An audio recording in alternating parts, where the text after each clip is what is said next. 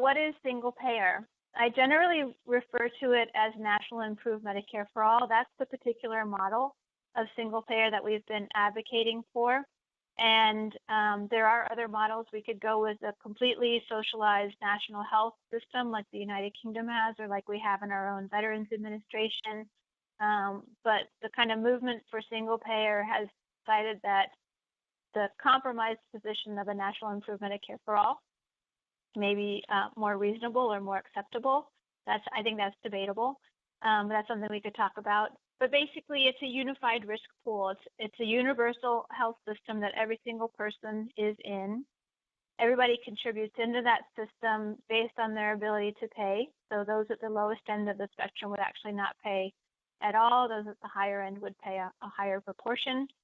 All medically necessary care would be covered. It's really important that the coverage be comprehensive, because having a single system that covers all medically necessary care means that we can have the simplest administration, and that saves a lot of money. If we just have one system that covers everything, one set of rules, it's easy for people to use, it's easy for health professionals to navigate, saves a lot of paperwork and a lot of time. And actually, physicians are now spending 2 hours of time on paperwork for every hour of patient care, which is outrageous and means that they spend less time with their patients. It means that every health professional is in the system, and so patients have their choice of where they go to seek care. If they need to go to a medical center that's outside of where they live because it specializes in their condition, they can do that because it's a nationwide network. And it allows health professionals and patients to decide on what treatment they receive, not insurance company bureaucrats. It also allows us to really have a health system where we can prioritize preventative care. We get rid of barriers to care. And actually, I forgot to put it on here, but we advocate for no cost at the time of service, no out-of-pocket costs, because those only serve to be barriers to people actually getting care when they need it. And then finally, we advocate for a system that is transparent and accountable to the public. And I didn't put it in here, but also a mechanism for the public to participate in helping to shape that system. Let's go to the next slide. So we have a bill in the House and a bill in the Senate.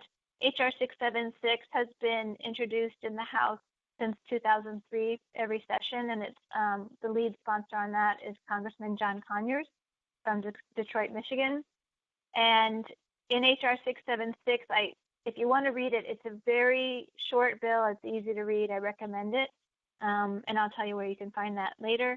But basically, it's a universal system. All residents are covered. It's paid for through a progressive tax, and you can see the list of benefits. It's very comprehensive. And so patients have choice of where they go for care. Let's go to the next slide.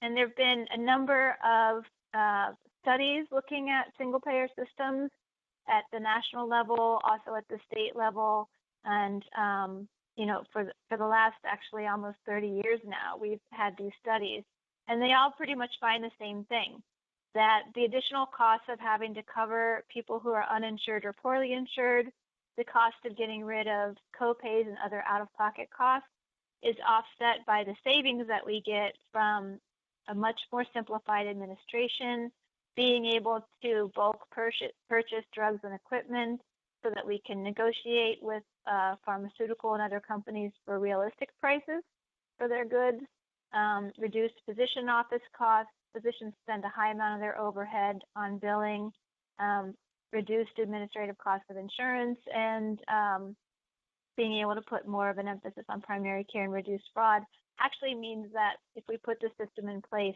we can be saving money each year instead of what we're seeing right now where our healthcare costs are really skyrocketing.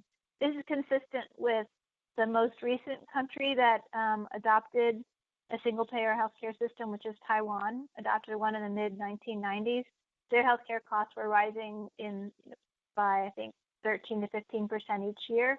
And once they adopted the single-payer healthcare system after the first couple of years of adjustment, they really slowed the rise of their healthcare costs.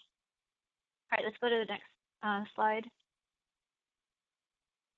In the Senate, Senator Sanders introduced S-1804, the Medicare for All Act, in mid-September. He was very reluctant to introduce a single-payer bill. He announced to the single-payer movement last fall after the election that he was not going to introduce single-payer, even though he had campaigned on it during his presidential run.